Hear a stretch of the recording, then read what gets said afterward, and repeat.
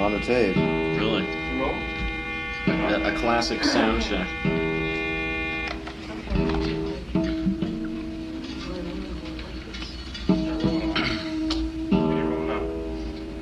I'm tempted to start asking him all the questions now.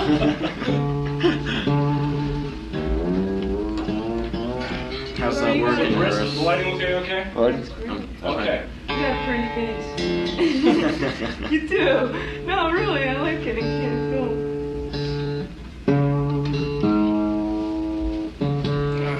You may want to look comfortable, but...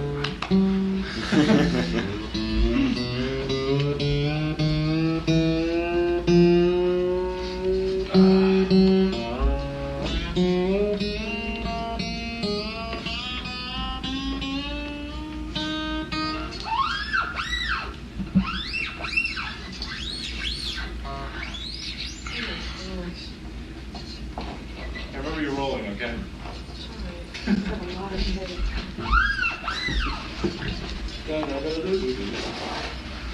Oh. We've got an aesthetically perfect bowl of fruit for you there. Oh, great.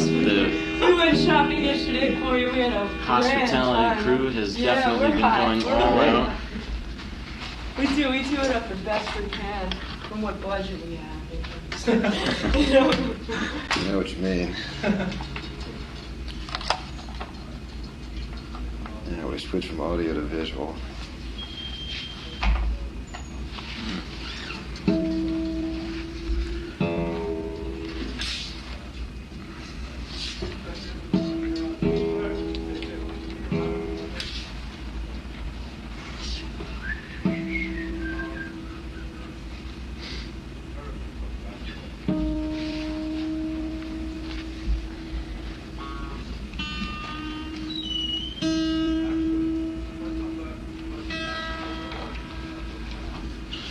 I imagine this will sound all right.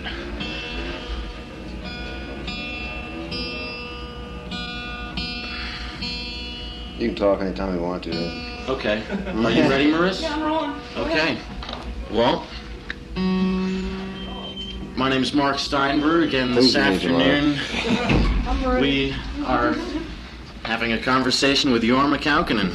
And to start it off, I'd like to ask you some questions about the tour you are currently undertaking. You've been Shoot. touring for quite a few months. You mentioned 6 months. I haven't been touring for all this time. I've been away from home. I toured for 5 weeks in the fall. Then I went to Europe. I did 2.5 weeks in Italy, and then I've been living in this place in Bavaria. I came back for Christmas, did 2.5, 3 weeks, and I went back, and I've been out for 4 or 5 weeks now. I got 2 to go. How has the tour been accepted in each of these places? How are the European shows? for European Christmas? shows are great. Great. What material are you featuring in the set these days? Same stuff I always do. Same stuff. I Okay. mean, I have new songs too, but I do, whatever my current old favorites are. Mm-hmm. So do you change it from set to set, or it's Yeah, pretty much so, yeah. Great. The practice of touring has become expensive and almost an archaic practice at that point for most of the electric bands around these days. Did this contribute to the demise of the Vital Parts band? No, I just wasn't really into what was going on. I didn't get along real well with the other guys in the band. We had a lot of different goals and stuff, which was pretty much what that was all about. I should actually point out, though, that even though this guitar has a wooden top and a round hole, it is not really an acoustic guitar. I'm using 2 stacks of high watts and all kinds of fun little gadgets. I've got a pitch transposer and all sorts of toys. What kind of guitars do you perform with, since you mentioned Ovations is what I'm Strictly? using right now. Yeah, right now. I just bought a couple of guitars in Kingston, New York, which I'm going to be using probably the next time I come out, which are solid body guitars. Viet Citron is doing some really innovative stuff. I got a baritone guitar, which is a fifth below this. It's kind of halfway between a 6-string bass and a guitar. It sounds unbelievable. Big, fat, orchestral sound. And it's easier to process the sound. So if everything works out right, I'll probably be getting away from using these things. But who knows, yeah. I noticed you've been changing your strings here. How often do you change your strings? I change them every 2 sets. You do? Yeah. Have you ever wanted the guitar designed and named after you? No, not really. Because Yeah, I guess it would be great if it worked out. But I'd love to have a Gibson guitar designed and named after me. I'm sort of traditional in that respect. Other than that, as long as I can get a good guitar, that's all that really matters. Okay. Songs recorded with Hot Tuna, such as Hesitation Blues and the Whining Boy Blues, were last recorded in the 40s, as far as I know. Were you exposed to this music as a child, or was it an acquired taste? I got into it, when I first started listening to guitar music, I just listened to whatever was available in Washington, D.C., which was mostly, it was sort of rhythm and bluesy because that's the way Washington is. But when I got interested in the guitar, I really kind of liked the fingerstyle idea, and I went to see a Pete Seeger show once, and he was playing the finger-picking at 12-string. I couldn't believe it. Oh, God, it's unbelievable. So I started getting interested in it that way, and I wound up going to Antioch College. There was a bunch of guitar players there, and that's where I really sort of got exposed to the blues. Yeah, right. Well, I got exposed to the blues in Washington, D.C., but it was mostly like Muddy Waters and Bo Diddley, Howlin' Wolf, sort of the electric Chicago stuff that was coming out at the time. But Antioch was where I started hearing like fingerstyle guitar players. I liked it a lot. In the old days, 60s specifically, when the airplane were around and you were living in San Francisco. Correct. There was this incestuous relationship between the bands, CSNY and the Dead. How much did you guys influence each other? Well, Crosby, I met Crosby a long time before he got in the Byrds. They moved into, by the time they moved into San Francisco, I think that the incestuous relationships were over. From the early days, everybody was playing coffee houses, so everybody just knew everybody. It was a small community, it's not a real big area. The Bay Area, everybody played the same gigs all the time, you just knew everybody. I think that everybody pretty much had their own specialties, areas of expertise. Like Jerry was pretty much, he was a real accomplished string musician, but what he was doing mostly at the time was like bluegrass, jug band stuff, things like that. Pigpen, who played harmonica in all the earlier incarnations and later with the Dead before he died, was a really accomplished blues guitar player, although I never heard him play that with the Dead. I saw him do a couple solo shows. He was fantastic. It would have been unbelievable. You've been quoted as saying that you don't live in the past at all, like a lot of people do. Does this reflect your antagonism towards the people who like to stick with your days in the airplane and such? No, not really. It's just a fact of life, yeah. I can agree with that, I guess. Hot Tuna's performances came off sounding very full for what was essentially a three-piece band. Did you ever use open tuning? Yeah, sure. For the songs I do open tunings in, like, I'm not really an open tuning guitar player, although I do a couple songs in open tunings, like Water Song, Police Dog Blues, Hot Jelly Roll Blues, a couple new songs that I've written. So I used to do maybe 4 or 5 at any given time, maybe 4 or 5 different songs in tunings. Most of the time I just use straight tunings. But I like to drop the 6-string down a lot. In the gamut of technology that's been spawning from the 60s to the 80s, is there any, hopefully continuing as you gestured there, is there any one gadget that you're particularly grateful for? Well, I noticed that I kind of tire of gadgets. I love electronic gadgets. I was playing down in Baltimore the other night, and there's a bunch of guitar players were down there, and some were really offended by a lot of the stuff I'm doing. I thought, hey, I play acoustic guitar in my living room, When you're playing on stage, I think that you lose a lot of impact by limiting yourself to just playing acoustic guitar. Although I'm not putting down straight acoustic guitar players, and I just really like to play around with technology. Like I just got this new thing. It's a pitch transposer, which is a harmonizer. But the MXR thing has 4 different channels, so you can pre-program all these different intervals with your thing. And it's just a lot of fun to play with. It's no substitute for knowing how to play the instrument for sure, but it keeps you from getting bored. Okay, well, with the recent onslaught of 60s material that's been covered by new artists, the San Francisco or California bands seem to have been significantly passed over. Do you see any reason for this? Well, probably because these popular San Francisco bands of the period made it more in person than they did on record. This is my opinion anyway. It had to do with the performance, the interaction of the musicians and stuff like that. And the songs that other bands seem to be liking to cover are more like pop music of the era. I don't really classify the San Francisco bands as pop bands, even though a lot of the records did real well.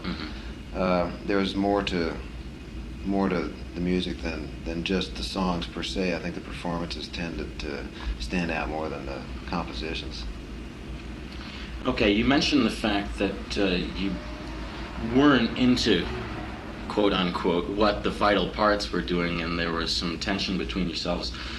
Given the limited acceptance with the White Gland Band and the mixed reviews that were given Vital Parts, it would seem that the new wave has been dominated by British musicians, while the American bands have been passed over. Do you think it'll take another San Francisco era or a similar American Renaissance to forge a new path for the American rockers to follow? Well, I think there's a lot of really good American musicians out here. I think that traditionally, what American musicians have to deal with is the exoticness of bands from other countries, notably England. And it just tends, people to say, oh, wow, foreign band, great, you know. And they listen to it, and the sound's a little bit different and stuff like that. I think there's a lot of acceptance on the performance level of American musicians of all different types all over the country. But I remember in the 60s, you know, bands would come over from England, everybody would go nuts. Oh, shit, the Cream's here. Well, the Cream happened to be a great band, but a lot of other bands came over that weren't so great. Like when Pink Floyd came out, they were the worst band I've ever heard. They metamorphosed into something, you know, much more sophisticated later, but when they were horrible when they first came out. You know? Did you see them when they first came out? Oh, shit, of course. You know, a new band had come, and you go out, and you had to, you know. These guys getting paid for doing this? Really? Has Vital Parts been permanently disbanded? Yes. Are you continuing, or are you planning rather, to form another band, or continue to I'd like to solo? do some other band work. What direction you think you'll go in? I really don't know yet. Hopefully I'm going to start doing some recording at the beginning of the summer. I've got that funny noise you hear leaking through. That's the pitch transposer set into the interval of whole tone fifth. It's quite loud. That's nothing. Yeah, you haven't seen nothing yet, right? We can't wait. I've got a bunch of new songs, and I'm not interested in recording them solo. I'd like to get the right musicians together. I don't know quite what the format's going to be like. If it works out right, if I get record company support, I'd like to tour with a band. If not, I'm just going to continue playing by myself. On that note, is it more difficult to sell the record companies the idea of a solo album or a solo tour, in effect, rather than a band effort?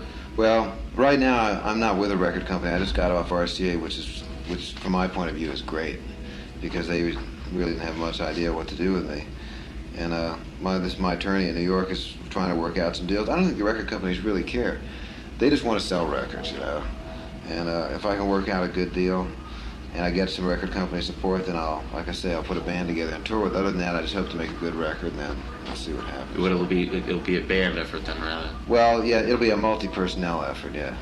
Guest appearances, so to speak. So to speak, yes. Elaborate on the thing with the RCA Victor company. What happened with that? Well, I've just been with RCA for a decade and a half. Since the airplane, right? Right. And I never made any records that lost money. None of them were big sellers in terms of what record companies like to see, but what this means is that they knew that I'd make my record. Like the Barbecue King record, we did the whole thing for $32,000, which is nothing for a modern record. And what the record company knew, I'd do my record, you know, and they'd go out and they'd make their money back a little more, you know, and they wouldn't have to advertise, which they never did. You mentioned Vital Parts and the Barbecue King album. The Stench Brothers, Right. if I pronounce their name right, they came from Pearl Harbor's Explosions. Pearl Harbor and Explosions, yeah. What other kinds of things are you listening to these days? Well, I never really listened to Pearl Harbor. I met them through this producer I was working with, David Kahn. Both of them are real accomplished musicians, but I was never really satisfied with that album, even though it's a craftsman-like album, but it's not a real soulful album for me. I don't even do any songs off it except for Roads and Roads. Mm-hmm. It just didn't touch my heart, you know.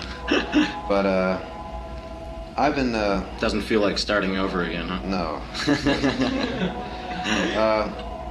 I've been listening to a bunch of German bands, actually. There's this German singer, Nina Hagen. I don't know if you're familiar with her. She's in LA now.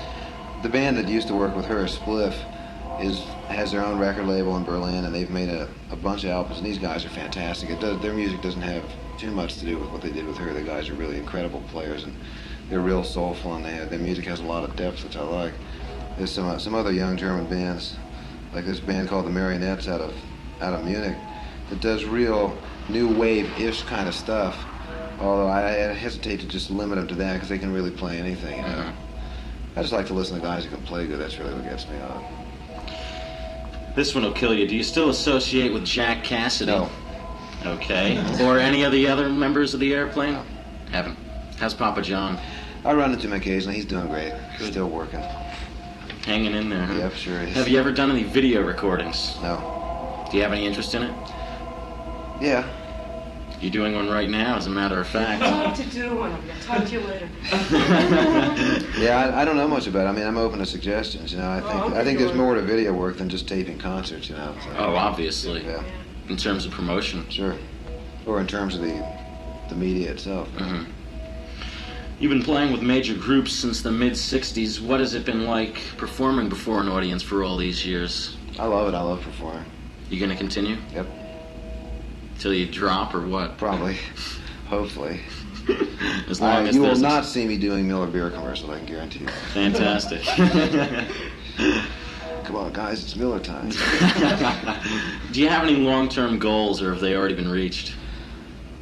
Yeah, I have some long-term goals. I'd like to continue what I'm doing. There's other things I like to do, too. I'm a pretty good photographic technician. I'm interested in that. I'm looking to buy a farm. I'm moving out east this year. I was thinking about upstate New York, although now I'm thinking about Maryland. I'm from down there anyway. I kind of like the area. And I just want to be able to continue what I'm doing, and I consider myself real lucky because I've been able to do basically exactly what I like to do for a long time, and I hope to be able to continue to do that. You mentioned the darkroom hobby, photography. Right. Do you have any other things that you're interested in outside Yeah. of music? I like to build hot rods. I'm selling a 55 Chevy right now if you know somebody wants to buy one. And I shoot competitively when I have time, although I haven't had time for the last year to do that. Bench gun, stuff like that. I'm even in the NRA. Do you still live in California, or? Yeah, I own a house there, but I hope to be getting rid of it this year. And you're going to move to New York? Well, either New York or Maryland, somewhere in the East Coast. Doesn't really matter, everything's so close, you know. Well, at this point, I am just about out of questions. If there's anything that you'd like to tell an audience at this point. Otherwise, I'd just like to say that it's been an incredibly comfortable situation talking with you. And you've got to fill us in on the continuing saga of your extensive tattoo collection. I haven't gotten anything new in 4 or 5 years. Would you mind giving us a look? We got the video thing here. I hate to... No, I don't do stuff like You that on don't? video. And the reason is it has nothing to do with being embarrassing. It's very difficult to really reproduce tattoos with any media, and it just really takes a lot of time and the right kind of lights and this and that and the other sort of thing to do it right. But if you ever get a chance to talk to Ed Hardy, he's the guy that did my back. He's a real artist. He was an artist before he was a tattooist. And he's the guy to talk to, and I'm sure he'd be happy to just show you tons of stuff. He's got great video work and film clips and stuff that's real impressive. Okay, Jorma Kaukonen, thank you very much. Great.